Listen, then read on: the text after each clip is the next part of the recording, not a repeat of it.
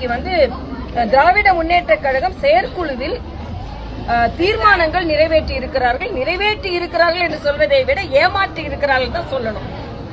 இங்க பாத்தீங்கன்னா 5 இடங்களில் மருத்துவ கழிவுகளை கேரளாவிலிருந்து கொட்டி, அந்த மருத்துவ கழிவுகள் நம்ம சும்மா சொல்லிட முடியாது. அதன் மூலம் தமிழகத்திற்கே நோய் பரவுவதற்கு வாய்ப்பு இருக்கிறது.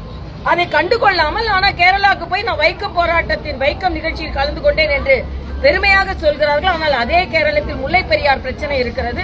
தமிழகத்தை குப்பை கூடமாக நினைத்து எவ்வளவு துடிச்சலாக கொட்டி இருக்கிறார்கள் என்றால் தமிழக முதலமைச்சர் ஸ்டாலின் ஒன்னும் கண்டுக்க மாட்டாரு நம்ம குப்பை கொட்டினாலும் அப்படின்றதுனாலதான் இன்னைக்கு பசுமை தீர்ப்பாயம் இன்னைக்கு கேரளாவில் இருந்து அதிகாரிகள் வந்தால் பார்த்தீர்கள் என்றால் வண்டியாக குப்பைகள் இருக்கிறது.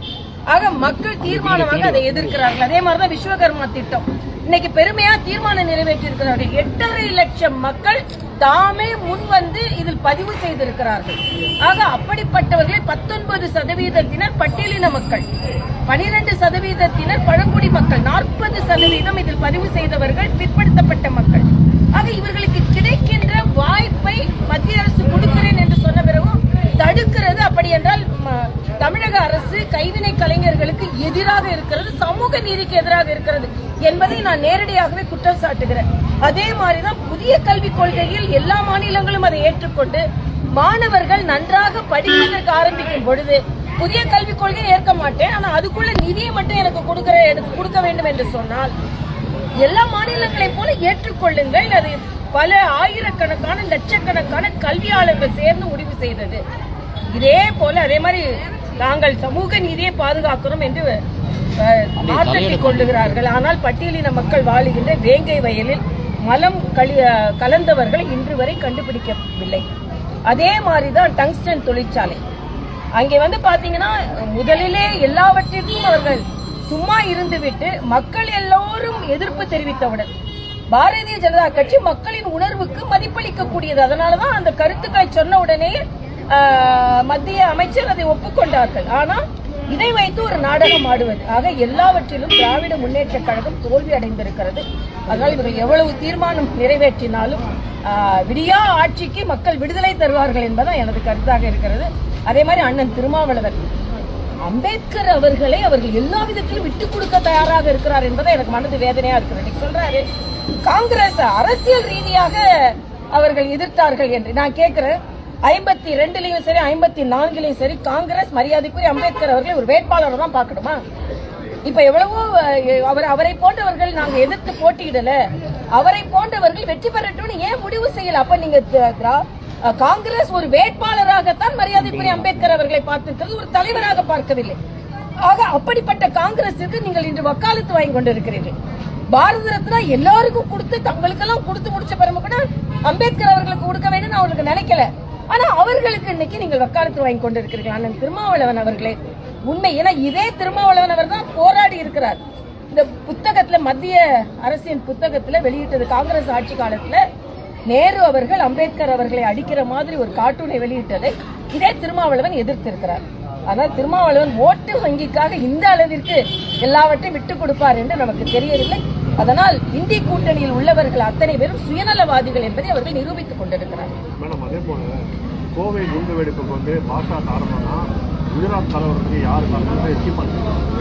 இல்ல நான் என்னோட ஒற்றை கருத்து, நீங்க யார் காரணம் யார் அப்பான்னு சொல்லுங்க, என்ன வேணாலும் சொல்லுங்க. ஆனா 58 பேர் உயிரிழந்திருக்கிறார்கள்.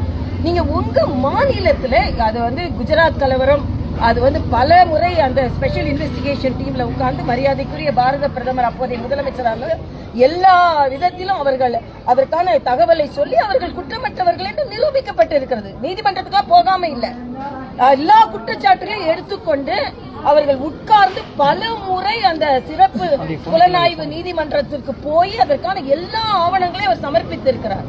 நான் கேட்கிறேன், நீங்க இப்படி கேள்வி கேட்ட 58 உயிர்களுக்கு சீமான் அவர்கள்ட்ட தான் கேட்கிறேன், உயிரிழந்த அந்த 58 பேரின் குடும்பங்களுக்கு என்ன பதிலை நீங்கள் சொல்கிறீர்கள்?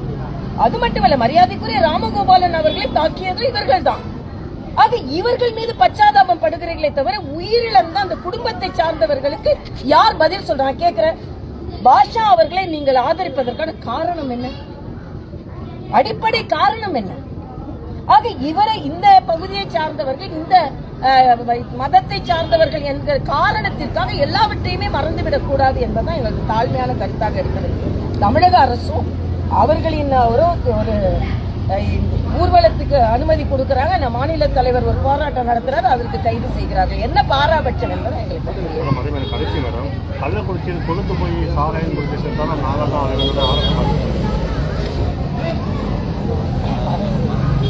இதைத்தான் நான் சொல்றேன்.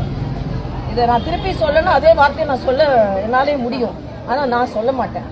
ஆக இவர்கள் ஆட்சியில் இருக்கும்போது, அதனால்தான் திராவிட மாடல் என்பது மக்களை ஏமாற்றி கொண்டிருக்கிறார்கள். விடியா அரசு அப்படின்னு சொல்லி அந்த விடியா அரசுக்கு மக்கள் விடுதலை தருவார்கள். ஏன்னா இதே RS பாரதி அவர்கள் பட்டியலின மக்களை மிக மோசமாக சொன்னார். அரிஜன் அவர்கள் அந்த நீதிபதிகளாக வருவதற்கு கலைஞர் அவர்கள் தான் காரணம்னு சொன்னாங்க. இன்னைக்கு அம்பேத்கர் அவர்களை பற்றி இவ்வளவு ஒரு நேர்மையாக ஒரு கருத்தை பதிவு செய்ததற்கு மரியாதைக்குரிய அமித்ஷா அவர்கள் தெளிவாக சொல்லிவிட்டார்கள். நாங்கள் இவ்வளவு முக்கியத்துவம் கொடுத்திருக்கிறோம், காங்கிரஸ் இந்த முக்கியத்துவத்தை கொடுக்கவில்லை, பெயரை மட்டுமே நீங்கள் உச்சரிக்கிறீர்கள் என்பதைத்தான் நான் தெளிவாக பதிவு செய்தேன்னு சொல்றாங்க. ஆனா அதை விட்டு எனக்கு பட்டியலின மக்கள் எவ்வளவு உதாசீனப்படுத்துகிறீர்களே. தயாநிதி மாறன் என்ன பேசினாரு? ஆக இவர்கள் பேசும்பொழுதெல்லாம் பட்டியலின மக்களை உதாசீனப்படுத்தி தான் பேசுகிறாங்க. அதனால்தான் வேற்றுமையை இவர்கள் விதைத்துக் கொண்டிருக்கிறார்கள். நாங்கள் ஒற்றுமை விதைத்துக் கொண்டிருக்கிறோம் என்பதை நான் தெளிவு